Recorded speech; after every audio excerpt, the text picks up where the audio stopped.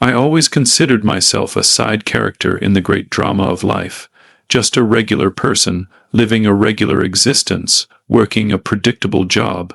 My father, David Carr, his life was the polar opposite of mine.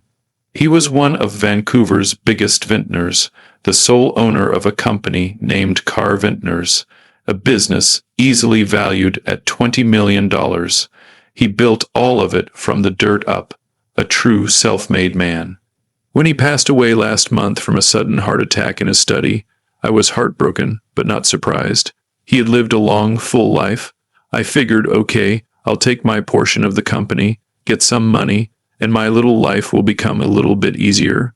But when we all gathered at the lawyer's mahogany table for the reading of the will, a truth was revealed that instantly froze the blood in my veins. The attorney, Mr.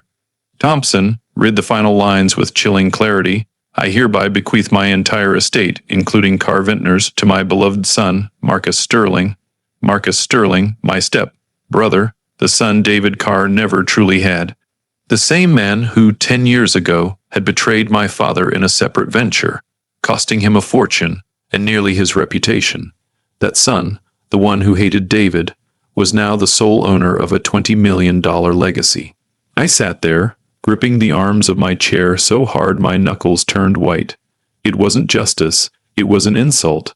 It was a vicious final act of betrayal, or so I thought. I realized then that my father's quiet passing had just initiated a very public and very painful new chapter. The game was on. This wasn't just about money. This was about protecting my father's name. And if Marcus wanted a fight, he was about to get one. The lawyer's office emptied, but the silence he left behind was deafening. Marcus, my smug step-brother, didn't even bother to hide his triumph. He strode over to me, wearing a grin that I can only describe as predatory, and extended his hand. "Hard luck, Sarah," he sneered, his voice dripping with false sympathy. "Looks like Dad finally saw who the real businessman was. Don't worry, I might let you keep that old Honda you drive, just as a charity case." I didn't take his hand. I just stared at the man who had effortlessly destroyed our family peace a decade prior. I remembered the year my father had signed a major loan for Marcus's failing startup, only for Marcus to secretly liquidate the assets, declare bankruptcy, and leave my father on the hook for millions in debt and litigation. David Carr never truly recovered from that blow. The shame aged him 10 years overnight. And now, this same vulture was inheriting everything. This was not a final reward for my father. This was Marcus finding a loophole in my father's final confused moments, a flaw in the will that somehow favored him. "You won't get away with this." "Marcus," I whispered, the words trembling with suppressed rage. He just laughed, a cruel, harsh sound. "Oh, but I already have. The will is ironclad. See you around, sister." That night, sleep was impossible. My mind raced, fueled by pure, white-hot fury. I wasn't grieving the money. I was grieving the insult to my father's memory. I knew, deep down, that Dad would never have intended for Marcus to take everything, especially not after the betrayal. I spent the next week barricaded in my apartment, ignoring calls and living on takeout coffee. I wasn't looking for a mistake in the will. I was looking for a weapon. I hired the only lawyer I could afford, a crusty, semi-retired man named Mr. Finch, who dealt mostly with ancient property disputes. He told me it was a waste of time. "A valid will is final, Sarah. You have no standing." But I refused to quit. I dove into the company archives, the dusty, forgotten filing cabinets in the basement of Carr Vintner's original office. I didn't care about quarterly reports or tax filings. I searched for the founding documents. I was looking for something old, something archaic, and on the 7th day, deep in a locked, damp-proofing box, hidden behind a stack of obsolete French wine catalogs, I found it. It wasn't paper. It was a heavy, leather-bound volume, secured with tarnished brass clasps. The title was embossed in faded gold, "The Charter of Incorporation Carr Vintners, EST, 1655. It was the company's genesis, dating back to when the Carr family first began their trade, not in Canada, but in a small village in England. The document was an impossible artifact. And buried within its ornate, medieval-style handwriting, written in an archaic legal dialect that took 3 days for Mr. Finch and me to decode, were the words I needed. The charter stated that for the continuity of the estate, any future owner, if not inheriting directly from parent to child, must satisfy 2 conditions. First, they must be deemed of sound moral character by a majority of the board, and second, they must perform the ancient oath of fealty and true service upon the charter itself, as was tradition in the 17th century. When Mr. Finch finished translating the final paragraph, he looked up at me, his eyes wide in disbelief. "Sarah," he whispered, running a shaky hand over the parchment. This isn't a modern contract. This is a promise made to God and King. And legally, if this document holds up, Marcus Sterling has a very, very serious problem. And with the 1655 charter, I felt a shift in the air. I was no longer the side character. I was the architect of my own justice. Mr. Finch, initially skeptical, was now died with excitement. He had found a century-old case in a dusty Vancouver archive, confirming that an old charter, when properly recorded, could indeed hold sway over a modern will in matters of corporate governance. My first act was to serve Marcus the notice. It wasn't a standard legal document. It was a formal, flowery summons, citing the ancient text. Marcus was legally required to appear before a special chamber set up by the remaining board of directors, who were mostly old friends of my father and held Marcus in deep contempt, to perform the oath. Marcus's reaction was exactly what I had hoped for. He didn't hire a research team. He scoffed. He called me personally, his voice dripping with condescension. "An oath, Sarah. Are you serious? This is not Game of Thrones. I'll show up. I'll swear on a book of nursery rhymes if you like. This changes nothing. You're just delaying the inevitable." He couldn't see the depth of the trap because his vision was clouded by his own hubris. He was focused on the oath of fealty, dismissing it as theater. But I was focused on the other, far more dangerous clause, sound moral character. The board had agreed to review the moral character clause first, citing the severity of the charter. I had to prove that Marcus was, by the 17th century definition of the word, morally unsound. This meant digging deeper into his past than just the financial betrayal. I spent weeks doing what any good vengeance seeker does. I hired a discreet but ruthlessly efficient private investigator. I told him to look for any legal indiscretion, any criminal charge, no matter how minor or how old. Marcus was meticulous in his public life, a true narcissist who carefully manicured his image. He had managed to scrub his reputation clean, but history, especially legal history, rarely forgets. The detective finally called me late one Tuesday night. He found it, not in Vancouver, not even in Canada, but a decade and a half ago, during a reckless youth trip to the Cayman Islands. A charge of grand theft auto and resisting arrest, charges that were ultimately dropped down to minor misdemeanors through bribery. But the initial arrest record, the fingerprints, and the police report still existed in offshore database. Marcus had never disclosed this to anyone, especially not to the Canadian authorities during any of his corporate filings. My heart pounded not from fear, but from the cold satisfaction of discovery, sound moral character.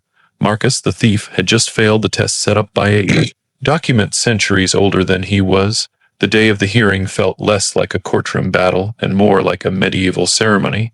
I insisted on every detail. The hearing was held in the company's original oak-paneled boardroom, a room filled with the stoic portraits of my ancestors. The 1655 charter itself was placed on a massive, heavy wooden stand at the head of the table. We had it professionally mounted and secured.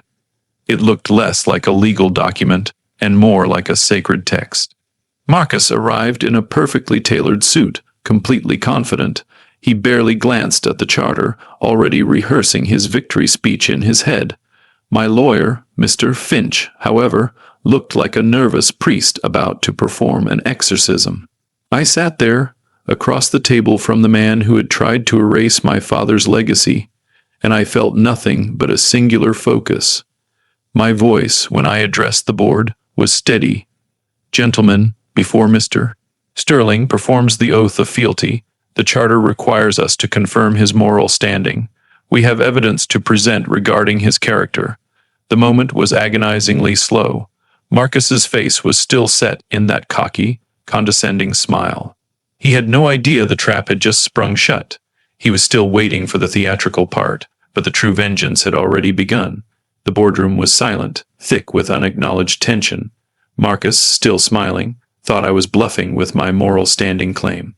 The board members, my father's old friends, looked uneasy, worried I was about to embarrass the family name over a petty squabble. I nodded to Mr. Finch. He stood slowly, placed a thick file on the table, and without ceremony began to read. He didn't read from the ancient charter. He read from the police report. Marcus Sterling, arrested in 2008 in Georgetown, Cayman Islands, on felony charges of grand theft auto, later reduced through questionable plea agreements. The report describes resistance, destruction of property, and a forged identification used to evade prosecution.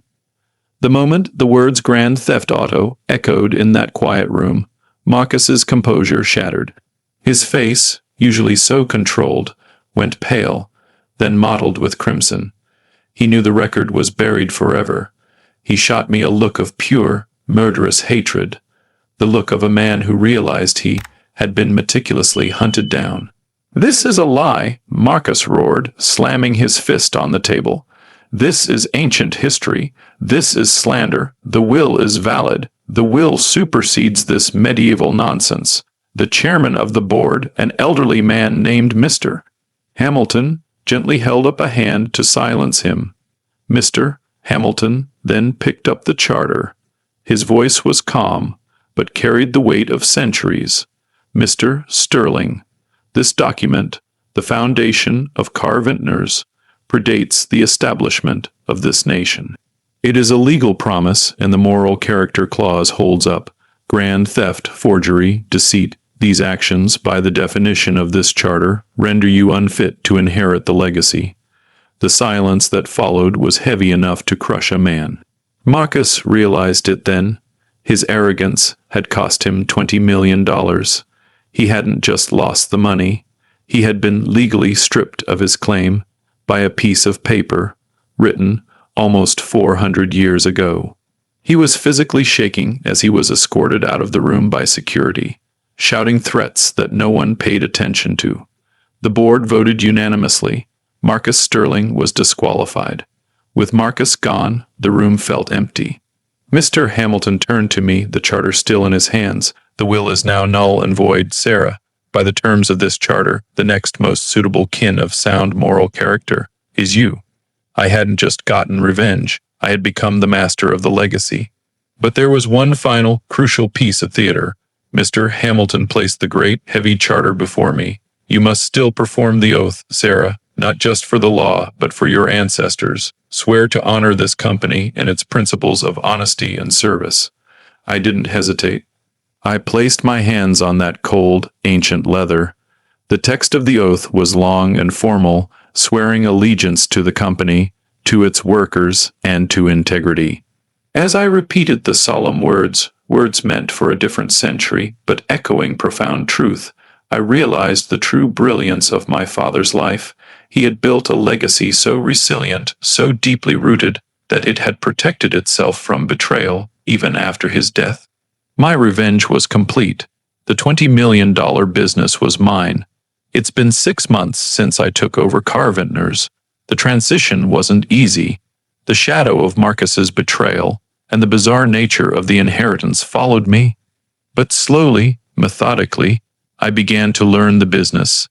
I sit often in the oak-paneled boardroom now, staring at the portrait of my father. I used to wonder why he left the will to Marcus, but I think I finally understand. He didn't want me to just inherit the company. He wanted me to fight for it. He wanted me to become the person who was worthy of the legacy, the person who had the courage and the intellect to overcome injustice. My act was cold, calculated vengeance, but the outcome was justice. I'm still not the CEO type. I still wear the clothes of a side character, but I now carry the weight of 400 years of family history on my shoulders.